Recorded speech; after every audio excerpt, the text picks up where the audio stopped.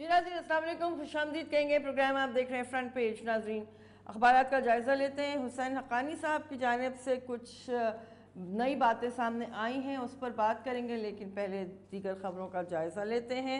चीनी सख्त defence system पाक फौज में शामिल, मुल्क की दिफा मजबूत, ताकत में मजीद इजाफा होगा। आर्मी चीफ नया LY-80 mobile air defence system निचली और दरमियानी प्रवास करने वाले अहदाफ को दूर तक ढूंढ कर खुदकार तरीके से निशाना बनाने की सलाहियत रखता है। ISPR मुल्क की फ़ज़ाई ख़तरात से निमटने की सलाहियत में इजाफा हो गया। जनरल कमर जावेद बाजवा का आर्मी ऑडिटोरियम में LY-80 सिस्टम पाक फ़ौज के हवाले करने की तकरीब से खिताब। रोज़नामा एक्सप्रेस की यह खबर, रोज़नामा जंग में भी यही सुर्खी है, जदीद एयर डिफेंस सिस्टम फ़ौज के सुपुर्द। और दीगर खबरें, 19 साल बाद मरदमशुमारी का बुध से आगाज़, गलत मालूमात देने पर 6 माह कैद, 50,000 जुर्माना, 2 लाख फ़ौजियों की खिदमत हासिल करनी। मरदमशुमारी में दोहरी शहरियत हासिल करने वालों समेत सबको गिना जाएगा। 25 मई तक मुकम्मल होगी। 18.5 अरब रुपए लागत आएगी। 60 रोज़ बाद नताइज आना शुरू होंगे। मरियम औरंगज़ेब हर शुमार कुनंदा के साथ एक सिपाही होगा। हर तरह के ख़तरात से निमटने की भरपूर तैयारी कर रखी है। मेजर जनरल आसिफ गफूर वज़ीर मुमलिकत बराए इत्तलात के हमरा मुश्तरका प्रेस कॉन्फ्रेंस। रियासत कायद-ए-आज़म का अक़लियतों के साथ किया वादा निभाने की पाबंद है। नवाज शरीफ पाकिस्तान इसलिए कायम हुआ था कि ये मुसलमानों ही के लिए नहीं बल्कि इस खित्ते में आबाद हर कबीले और बिरादरी के लिए अमन का मरकज़ बने। 19 साल बाद मरदमशुमारी परसों से शुरू, गलत मालूमात पर सज़ा, अफ़गान महाजिर भी गिने जाएंगे। रोज़नामा जंग और अंग्रेज़ी अखबारात, all set for country's biggest census exercise. Dawn की खबर, Haqqani claims his connections led US to kill Obama. Chinese air defense system inducted into Army's arsenal. Jail fine for falsifying data, warns minister. ये express Tribune की खबरें हैं। Pakistan still central to US Afghan strategy. Troop surge in Afghanistan will increase dependence on Islamabad, says official. MQM has occupied Karachi's vacant plots, parks, nallas. PPP कल peoples party और MQM के दरमियान, MQM Pakistan के दरमियान भी लफ्ज़ों की जंग जारी रही और उसमें क्या कुछ हुआ ये भी देखेंगे। तो नाज़रीन ये खबरें हैं और हमारे साथ आज मौजूद जनाब एडवोकेट इब्राहिम अज़मी साहब, उन्हें खुशामदीद कहते हैं। अस्सलाम वालेकुम। अज़मी साहब, सेंसस पे तो बाद में आते हैं, पहले ज़रा हक्कानी साहब की बात कर लेते हैं। हक्कानी साहब ने वाशिंगटन पोस्ट में अपने एक आर्टिकल के ज़रिए ये बात हम सबके सामने अफशा की और वो आर्टिकल जो है वो उसमें ओबामा यानी ट्रंप इंतज़ामिया को वो ज़रा डिफेंड कर रहे हैं, जो रशियन रवाबित के साथ एलिगेशंस की बात सामने आ रही है। उनका कहना है कि अमेरिका ने उसामा के ख़िलाफ़ ऑपरेशन से हमें मुकम्मल तौर पर बाहर रखा और पाकिस्तानी इंटेलिजेंस और फ़ौज पर इन्हिसार किए बग़ैर अलकायदा रहनुमा को तलाश करके ख़त्म किया। और उन्होंने कहा कि ये काम जो है वो उसका यानी फैसिलिटेटर उन्होंने अपने आप को साबित किया। क्या कहते हैं? देखिए, हुसैन हक्कानी साहब का बैकग्राउंड ये है कि ये हमारे साथियों में हुआ करते थे, कुछ सीनियर थे हमसे 3-4 साल। तो हम तो इनको कॉलेज के ज़माने से जानते हैं। फिर उन्होंने अपना कैरियर बनाने के लिए नवाज़ शरीफ के साथ रहे, श्रीलंका में सफ़ीर रहे, फिर बेनज़ीर के साथ रहे। और पिछले दिनों जब ये पाकिस्तान के सफ़ीर थे तो लगता नहीं था कि ये पाकिस्तान के सफ़ीर हैं। लगता था कि ये अमेरिका के सफ़ीर हैं, पाकिस्तान के सफ़ीर नहीं हैं। तो बड़ी अफसोसनाक बात थी और फ़ौज को उनसे शिकायत थी कि उन्होंने ऐसे अमेरिकन्स को वीज़ा दिए हैं कि जो अहल नहीं थे। फिर फ़ौज ने इस काम की सुपरविज़न की और रेमंड डेविस जैसे लोगों को जो वीज़ा था वो हुसैन हक्कानी जैसे लोगों ने दिया। और आज भी वो अमेरिका को डिफेंड कर रहे हैं, अमेरिका की पॉलिसी पे कर रहे हैं। और उनकी जो बुक थी वो भी मैंने पढ़ी थी। बुक तो खैर बहुत लेंदी थी, लेकिन उसमें अगर कुछ चीज़ें निकाली जाए तो वो पाकिस्तान के ख़िलाफ़ और अमेरिका की फेवर में जाती थी। उन्होंने फ़ौज पे तनकीद की थी। लिहाजा अब ऐसे आदमी की बात करना कि जो पाकिस्तान کا سفیر ہو، لیکن اگر آپ کو یہ محسوس ہو کہ وہ پاکستان کا سفیر نہیں ہے بلکہ امریکہ میں وہ پاکستان کی بجائے امریکہ کا سفیر ہے، تو اس سے بڑی ٹریجڈی جنم لیتی ہیں۔ تو اب یہ جو حسین حقانی صاحب نے یہ بات کہی ہے، اس کو بھی اگر اسی پیرائے میں دیکھا جائے تو بات پوری واضح ہو جاتی ہے۔ بالکل صحیح، اور اس میں پیپلز پارٹی کے حوالے سے بھی یہ بات سامنے آئے گی کہ اس نے اپنے تعلقات کو بہتر امریکہ کے ساتھ رکھنے کے لیے یا آگے بڑھانے کے لیے اس قسم کے اس زمانے میں کام کیے کہ جس سے یہ تاثر جاتا ہے، لوگ کہنے والے کہتے ہیں کہ پھر پولیٹیکل پارٹیز کی اسٹریٹجی ہو، حب الوطنی ہو، ان کا مفاد حاصل کرنے کا طریقہ کار ہو، تو بہت سارے سوالیہ نشانات اٹھتے ہیں۔ اس میں جب بے نظیر برسر اقتدار آئی 1988 میں ضیاء الحق کے جو بہاولپور والا حادثہ تھا اس کے بعد، تو اس وقت بش سینئر جو تھے وہ امریکہ کے جو تھے وہ صدر تھے۔ یہ جو احالیہ جو بش ہیں 2000 سے 2008 تک جو صدر ہے ان کے والد صاحب جو تھے، تو اس وقت یہ مسئلہ تھا کہ اسلم بیگ جو آرمی چیف تھے ان کے خلاف تھے، صدر غلام اسحاق خان ان کے خلاف تھے، نواز شریف وزیر اعلیٰ پنجاب ان کے خلاف تھے، تو وہ اپنی حکومت کے تحفظ کے لیے وہ امریکہ کی طرف دیکھتی تھی، اور ان کی حکومت پہلے ووٹ آف نو کانفیڈنس کے ذریعے ختم کرنے کی کوشش کی گئی۔ جب اس میں ناکامی ہوئی تو 6 اگست 1990 کو ان کی حکومت ختم کر دی گئی۔ اس سے 4 دن پہلے عراق نے کویت پہ قبضہ کر لیا تھا، اور امریکہ اور پوری دنیا کی توجہ اس جانب تھی کہ عراق نے کویت پہ قبضہ کر لیا ہے، تو اب ہمارے آئل کا کیا ہوگا، ہماری انڈسٹریز کس طرح چلے گی۔ ساری دنیا جو تھی وہاں متوجہ تھی، یہاں غلام اسحاق خان اور نواز شریف نے مل کے بے نظیر کی حکومت ختم کر دی۔ تو وہ دور جو تھا وہ ایب نارملسی کا دور تھا۔ ہم بے نظیر کو تھوڑا سا الزام دے سکتے ہیں کہ انہیں امریکہ کی طرف نہیں دیکھنا چاہیے، لیکن ہمیں یہ بھی دیکھنا چاہیے کہ اس دور میں پاکستان کا سیاسی پس منظر کیا تھا۔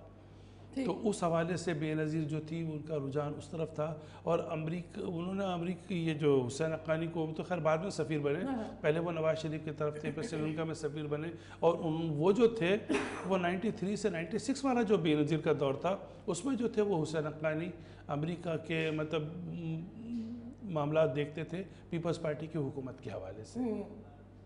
تو اس کا مطلب یہ ہوا کہ آپ کو ہر دور میں ایسے بہت سارے پاکستانی مل جائیں گے جو اپنے مفاد، اپنے ملکی مفاد سے زیادہ کسی دوسرے ملک کے مفاد کو کہا تھا نا کہ جعفر از بنگال، صادق از دکن، بہترین، تو مطلب ہر دور میں ایسے غدار ہوتے ہیں کہ جو میر جعفر اور میر صادق کا کردار ادا کرتے ہیں۔ تو اب ہمیں تو حسین حقانی کے حوالے سے کوئی بہت زیادہ ان کی کوئی اتنی زیادہ اہمیت اور حیثیت نہیں ہے۔ اگر پاکستان نے ان کو اہمیت نہیں دی تو اس کا مطلب یہ ہوا کہ پاکستان کی حکومت میں حسین حقانی کی کوئی اہمیت نہیں ہے، پاکستان کی ایجنسیوں اور فوج میں حسین حقانی کی اہمیت نہیں ہے۔ تو اس دور میں جب وہ نواز شریف اور بے نظیر کے ساتھ تھے تو وہ امریکی مفادات کے لیے کچھ کر کے دے سکتے تھے امریکہ کو، تو آج تو وہ فروٹ لیس ہو گئے، ٹیشو پیپر کی طرح امریکہ ان کو بھی پھینک دے گا۔ اب تو یادداشت نہیں سامنے آ رہی ان کی۔ چلے آگے بڑھیں گے۔ 19 سال بعد مردم شماری کا بدھ سے آغاز۔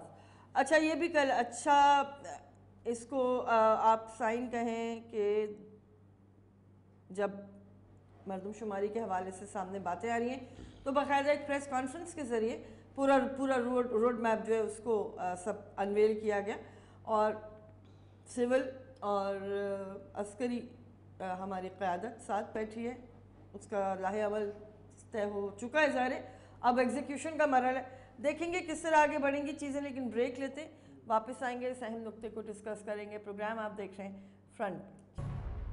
السلام علیکم ناظرین، خوش آمدید کہیں گے، پروگرام آپ دیکھ رہے ہیں فرنٹ پیج۔ ہمارے ساتھ کالر بھی ان کی بات سنتے ہیں۔ جی السلام علیکم۔ وعلیکم السلام جناب، بات اصل میں یہ کرنا چاہ رہا ہوں کہ امریکہ میں ابھی آپ نے سنا ہوگا کہ پاکستان کو ایک دہشت گرد ملک قرار دینے کی باتیں ہو رہی ہیں جی، دوسری طرف ہمارے جو ڈیفنس منسٹر ہیں خواجہ آصف صاحب، وہ کہہ رہے ہیں کہ ہم لوگوں نے ہی خود 30 سال پہلے ان دہشت گردوں کو ہتھیار دیا تھا۔ دیکھیے کتنے غلط موقع پہ اور کیسا غلط بیان، یہ کیسے ڈیفنس منسٹر ہیں، میری سمجھ میں نہیں آتا۔ یہ دوسروں کو تو کہتے ہیں کہ شرم کرو، حیا کرو، ان کے بارے میں کیا کہا جائے۔ اب دوسری بات ذرا میں کراچی کی کروں گا، پیپلز پارٹی اور MKM کی۔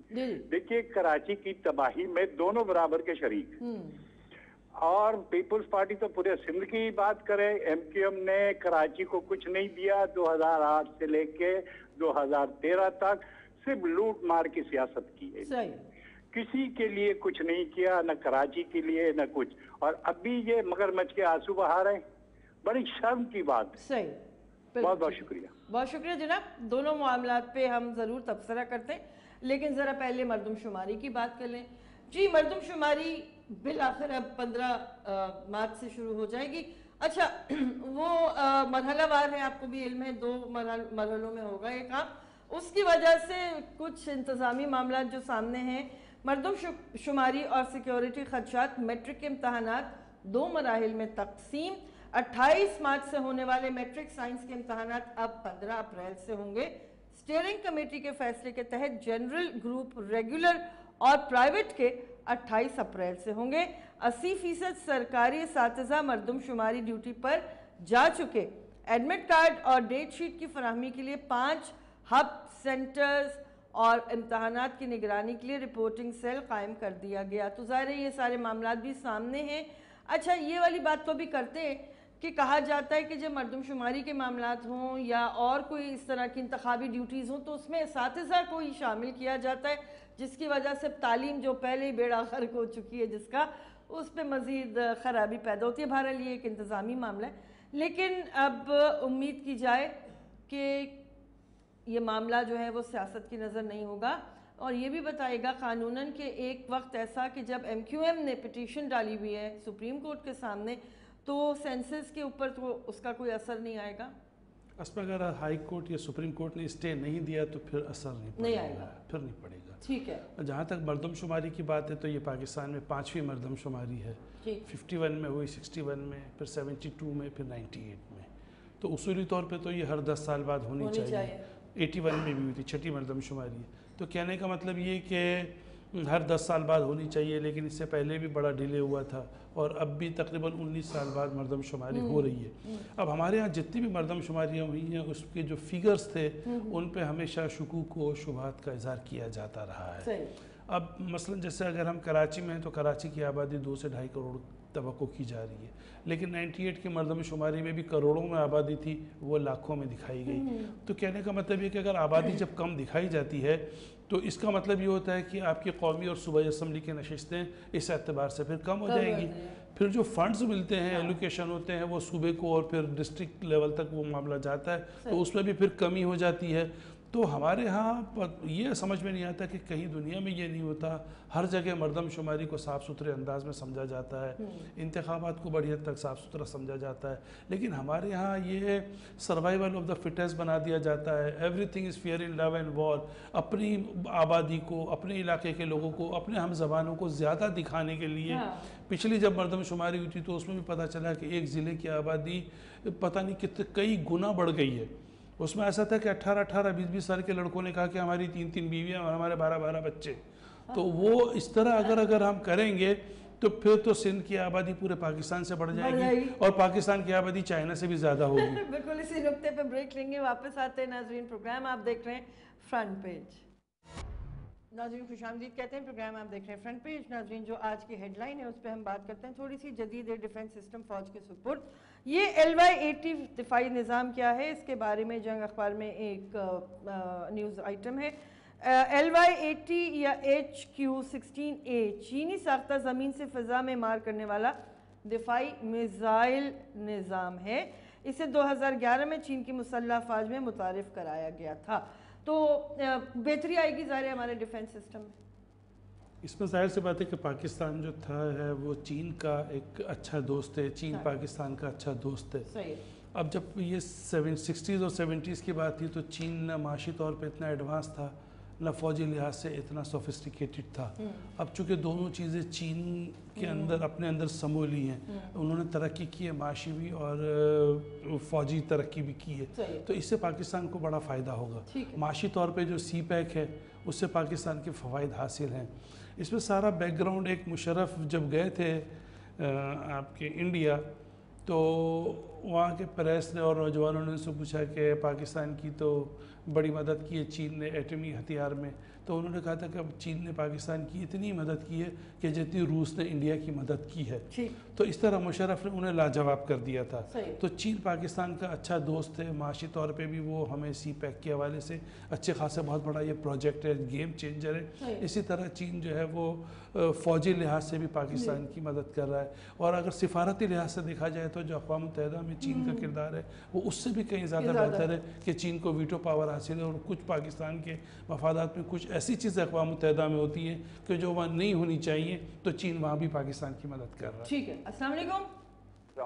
वालेकुम अस्सलाम। की बात कर रहा हूँ जी। मैडम, बात ये है कि हम लोग अभी चाइना के मिसाइल की बात कर रहे हैं। हाँ। देखिएगा, रशिया वर्ल्ड पावर थी, उसके पास उस वक्त तकरीबन 13,500 एटम बम थे और 15,500 जो ना एटॉमिक मिसाइल थे। लेकिन रशिया टूट गया, सामने टूटता गया, ठीक है ना। एक भी उसने ना मिसाइल चला सका ना एटम बम चला सका, क्योंकि आजकल के दौर में ये एटम बम, ये मिसाइल कोई चीज नहीं है। असल एटम बम होता है वो किसी भी मुल्क की मजबूत इकोनॉमी होती है। हम लोग खुश हैं कि हमारे पास एटम बम नहीं, आज एटम बम है, मिसाइल हैं, हम मिसाइल खरीद रहे हैं। भाई, जबकि मुल्क में कोई इकोनॉमिक वाइज मुल्क हमारा तरक्की माकूस पे जा रहा है, तो हमारे ये किस काम के होंगे?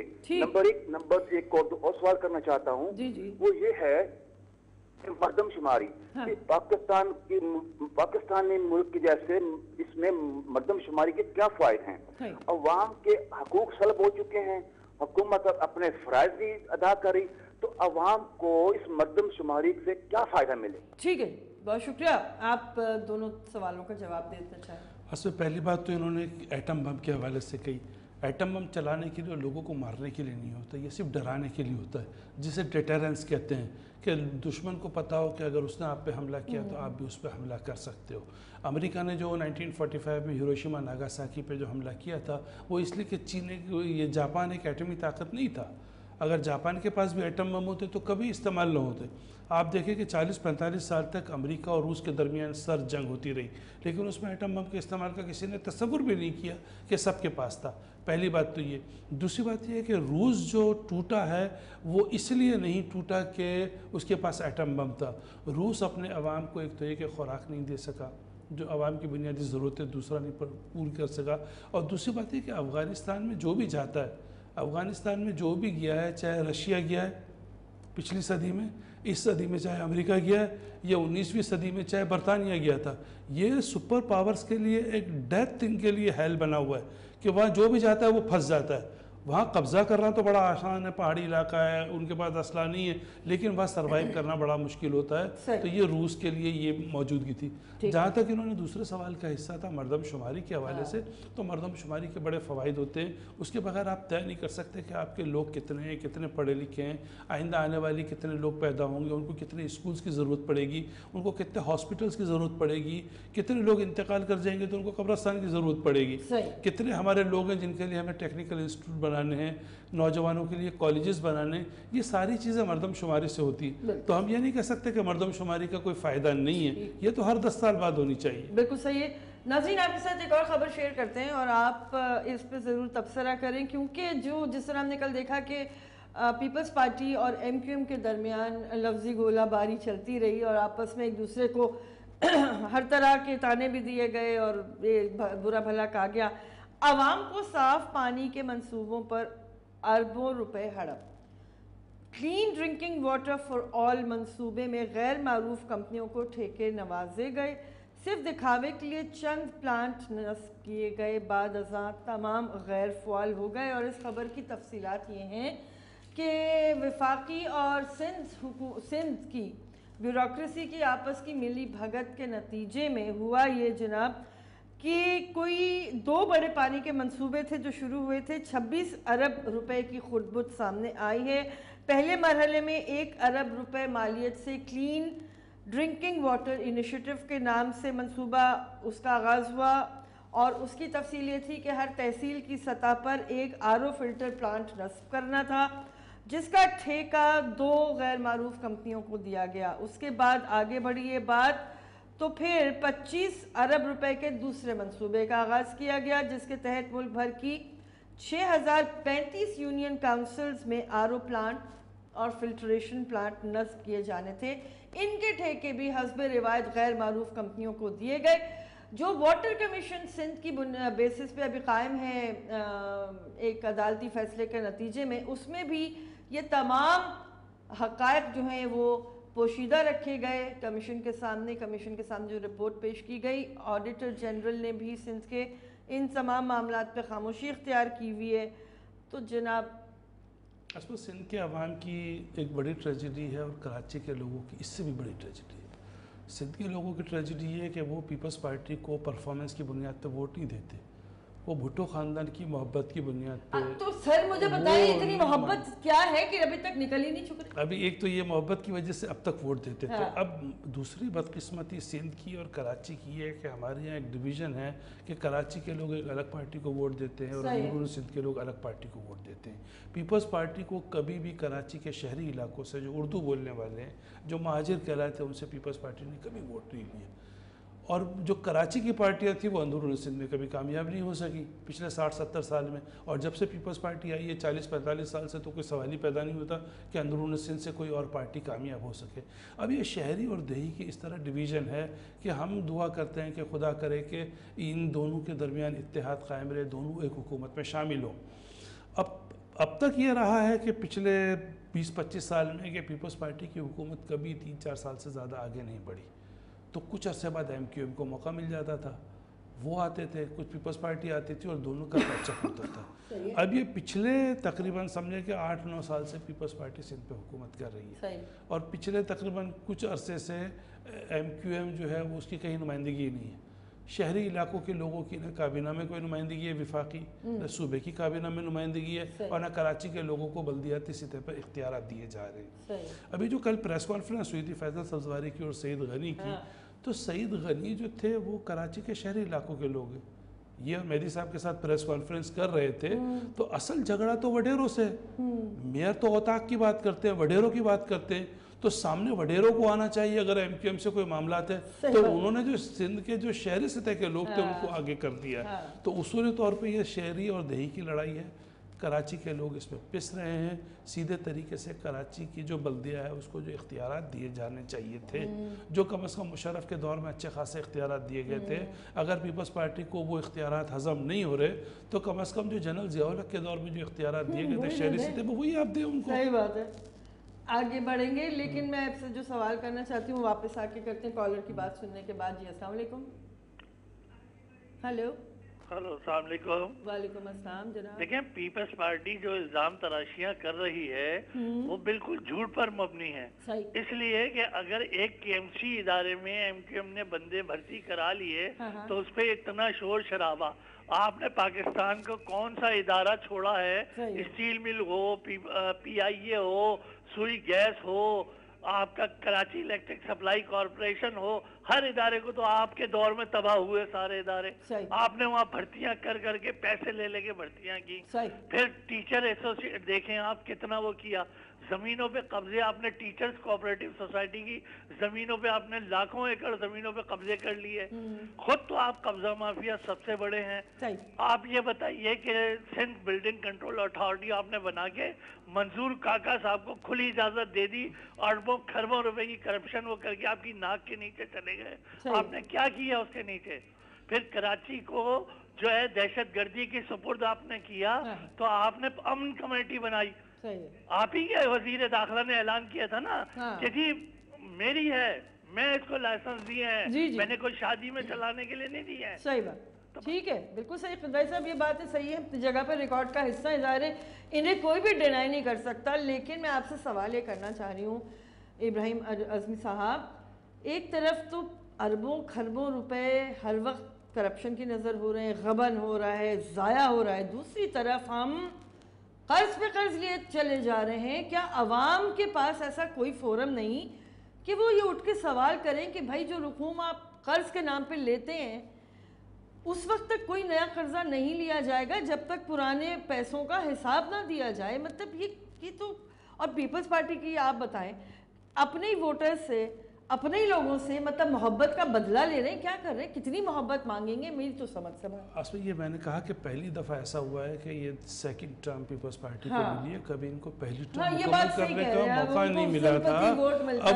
अब वो इस तरह जड़ों में बैठ गए करप्शन की। पहले से ऐसा होता था कि उनको हटा दिया जाता था, अब मुसलसल 9 साल से ये बैठे हुए हैं और ये 9 साल में आप देखें कि बताया गया है कि 90 अरब रुपए लाड़काना पे लगे। अब चीफ जस्टिस से कहा कि 90 नहीं होंगे, 9 अरब रुपए होंगे, लोगों ने बोला 90 अरब। वो कहते हैं हमें अदालत के सिलसिले में वहाँ हमें जाना पड़ता है, हर साल में 2-3 दफ़ा जाना पड़ता है, हमें तो कहीं वो पैसा नज़र नहीं आ रहा। तो चीफ जस्टिस ने कहा कि 7 घर तो डाइन भी छोड़ देती है। तो पीपल्स पार्टी की बदकिस्मती है कि वो वहाँ भी तरक्याती काम नहीं करे जिन्होंने वोट दिया है। वो तो उनके सगे हैं ना, चलो कराची के लोग आपके लिए सोतेले हैं, आप अपने सगी औलाद पे तो वहाँ खर्च करें। लेकिन ये रवैया क्या है, मुझे ये बताएं। असल में देखें सारी करप्शन की बात है। वजीरों आप देखें कि अभी किसी सेक्रेटरी के लेवल पे पैसा निकला है करोड़ों रुपए, छोटा सा कोई अफसर है, इससे पहले देखा शर्जील मेमन अरबों रुपए खा के बैठे हुए, जरदारी साहब पे अपने इल्ज़ाम हैं, आप देखें डॉक्टर आसिम पे अरबों रुपए के इल्ज़ाम हैं। तो ये पीपल्स पार्टी के जो अंदरून सिंध के वोटर हैं उन्हें ये सोचना चाहिए कि हम किन लोगों को वोट दे रहे हैं। समझ से बाहर है। अच्छा जरदारी साहब फरमा रहे हैं, बिल्कुल आखिरी मिनट है, बिलावल फरमा रहे हैं हर सूरत में पंजाब में जलसा किया जाएगा, ये भी हर महीने 2 महीने बाद इस तरह की भड़क मारते हैं, उसके बाद खुद ही गायब हो जाते हैं। देखिए अब इन्होंने तय किया है पीपल्स पार्टी ने और मुस्लिम लीग ने कि हम सिंध में रहेंगे, आप पंजाब में रहिएगा, ठीक है ना। अब ये पंजाब में नहीं जा रहे, वो सिंध में नहीं आ रहे, अब ठट्ठे में आके चले गए हैं, कराची में आएंगे, कोई इतना रूट्स नहीं है, कोई सीरियस पीपल्स पार्टी उसको नहीं ले रही। अब कहीं तय हो कि न हो कि किसकी हुकूमत बनेगी, लेकिन ये बात तय है कि अंदरून सिंध में आइंदा आने वाले इलेक्शन में पीपल्स पार्टी की हुकूमत बनेगी, ये तय। इसीलिए वडेरे और सारे लोग अब पीपल्स पार्टी में शामिल हो रहे हैं, आहिस्ता आहिस्ता वापस आ रहे हैं। और जाहिर है जब वापस आएंगे तो मजीद कोई पैसे का ही काम होगा। बहुत शुक्रिया एडवोकेट इब्राहिम मजहरी साहब, प्रोग्राम का हिस्सा बने आप। नाज़रीन हमने कोशिश की कि कुछ पॉइंट्स आपके सामने लेकर आए, लेकिन मेरा मुतालबा तो यही है जनाब कि जो भी पैसा खर्च हो रहा है उसमें शफाफियत का मयार सबके सामने आना चाहिए। मुल्क पर जो कर्ज़ों का बोझ बढ़ता चला जा रहा है वो इसलिए नहीं होना चाहिए कि हम पैसा लें, अय्याशियों में उड़ाएं, गबन करें, दुनिया भर की सैरें करें, पाकिस्तान से बाहर सरमाया ले जाएं। गलत है, गलत है ना, नहीं होना चाहिए। असेंबली के अंदर आना चाहिए कि आप कितना कर्जा ले रहे हैं, क्या अदायगी और क्यों ले रहे हैं, उसको जस्टिफाई करें कि भाई ले रहे हैं और बताएं कि कहाँ किन प्रोजेक्ट्स में लग रहा है और वो प्रोजेक्ट्स कंप्लीशन तक पहुंचे। तो नाज़रीन हमारा ये मुतालबा होना चाहिए। इजाजत लेंगे, प्रोग्राम आप देख रहे थे फ्रंट पेज।